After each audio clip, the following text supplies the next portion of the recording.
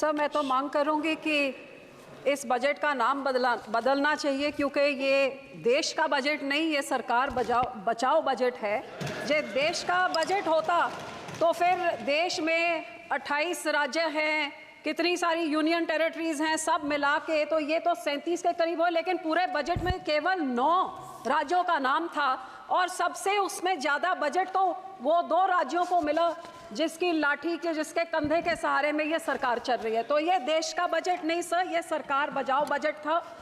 और सबसे बड़ी दुख की बात तो ये है कि बजट में नेचुरल कैलामिटीज़ और धर्म के नाम पे भी पक्षपात किया गया है। ये तो मैं पहली बार ही देख रही हूँ। बहुत अच्छी बात कि आपने धार्मिक स्थानों को, बोध गया को, राजगीर को, जहाँ जहाँ आपने दिया, बहुत अच्छी बात है। लेकिन जिस श्री दरबार साहब पे, अमृतसर साहब पे रोज 2 लाख लोग नतमस्तक होते हैं, उनको मुफ्त खाना मिलता है, सबसे बड़ा दुनिया भर, देश भर के लोग वहां पे जाते हैं, और जहां पे सारा दिन सरबत के भले की अरदास होती है, उसका तो आपने नाम तक नहीं लिया। और फिर मैं नेचुरल कैलामिटीज की बात करूं तो फ्लड रिलीफ आपने राज्यों को दिया, बहुत अच्छी बात। जैसे मेरे सहयोगी ने मेरे से पहले बोला कि ये जो पानी आता है हिमाचल को आपने दिया पैकेज, तो हिमाचल का पानी पंजाब में आके पंजाब को जब डुबो देता है और तबाही मचाता है, तो पंजाब को आप क्यों भूल जाते हैं? जब पानी डैम में भर जाता है तो आप डैम खोल देते हैं और हमारा पंजाब डुबा देते हैं। जब घग्गर रिवर का लेवल ऊपर हो जाता है तो चुपचुपीते 7 के राज्यों को बचाने के लिए बंद तोड़ देते हैं और हमारे गाँव को डुबा देते हैं। तो जब बाढ़ आती है तो उनको आपने दिया पैकेज, में उसका आपको आभार प्रकट करती हूँ, लेकिन हमारे राज्य के साथ क्या दुश्मनी है? क्या पंजाब के जनता, पंजाब के लोग, पंजाब के किसान, पंजाब का इंफ्रास्ट्रक्चर सरकार को मैटर नहीं करता? और हैरानी की बात सर, जब बाढ़ आती है तो पंजाब सफर करे, जब पानी की कमी हो जाती है तो फिर कांग्रेस हो, आम आदमी हो, भाजपा हो, सारे इकट्ठे होकर षड्यंत्र खेले कि एसवाईएल की नहर बनाइए ताकि पंजाब का पानी दूसरे राज्य को जाइए। तो जब पानी कम होता है तब तो हमारा पानी चुराना चाहते हैं, जब पानी उनमें ज्यादा हो जाता है तो पंजाब को फ्लड कर देते हैं।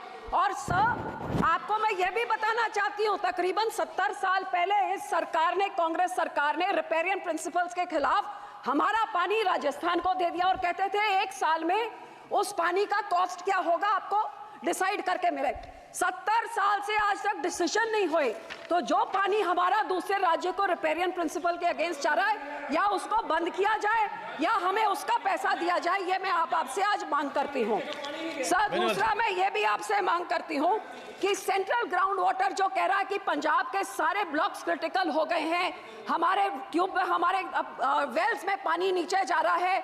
आज की रिपोर्ट तो ये भी है कि टॉक्सिसिटी इतनी हाई है कि पीने लायक नहीं है।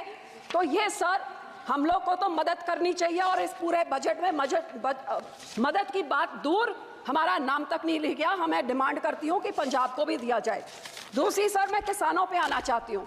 4 पिलर बोले थे, युवा, महिला, गरीब, किसान। किसानों को तो मैं बोलना नहीं चाहती, जो कितने किसान खुदकुशी कर चुके हैं, शहीद हो गए हैं, आज तक धरने में बैठे हुए हैं। लेकिन जो ये किसान हकी सरकार होती जो कहती थी 2022 तक हम किसान की आय दुगनी कर देंगे, तो मुझे इतना ही समझा दे कि 2022-23 में तो एग्रीकल्चर ग्रोथ 4.7 थी, तो फिर पिछले साल 1.4 क्यों रहेगी जिनकी पॉलिसीज इतनी अच्छी है? हकीकत यह है कि किसानों के ये दुश्मन हैं, किसानों के हिमैती नहीं हैं। आज हर एक तरह से महंगाई की मार देखिए। आज जो 8 साल पहले 40 किलो का बीज का एक बैग होता था, वो 800 से 1200 होता था, 2000 हो गया।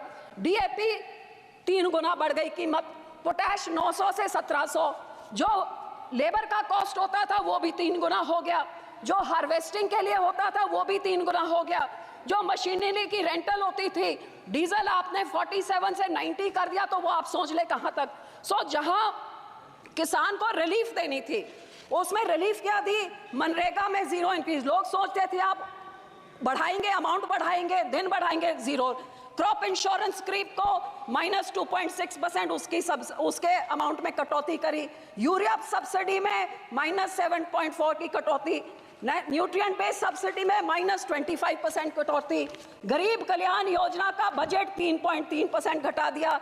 किसान सम्मान निधि का 10% घटा दिया। 18 से 22 तक जितने फार्मर्स कवर्ड अंडर फसल बीमा योजना या सबका 8-9% उनका कट गया। और पंजाब की जब मैं बात करूं तो पंजाब की बेनिफिशियरी जो पीएम किसान निधि में थे और आवास योजना 2018 से घटते ही जा रहे हैं सर। तो मैं ये कहना चाहती हूँ कि जो किसान देश का पेट भरता है, किसान सबसे ज्यादा जो योगदान पाता है, ये 80 करोड़ लोगों को जिनको आप फ्री राशन देते हैं, उस किसान के साथ आप दुश्मनी क्यों दिखा रहे हैं? मैं अपील करती हूँ सरकार को कि जो MSP legal guarantee Swaminathan commission की रेकमेंड C2+50% उसको लागू करें। मैं ये भी बेनती करती हूँ, सजेशन सब 2-4 सजेशन देती हूँ कि जब तक आप नहीं करते कम से कम भावांतर स्कीम लाइए जिसकी एमएसपी पे नहीं बिक रही हो, मिडल जो बीच का रह जाता है वो दे। एक फार्मर फ्रेंडली क्रॉप इंश्योरेंस कोई स्कीम आप लेके आए जिससे किसानों का फायदा हो, इंश्योरेंस कंपनी का नहीं।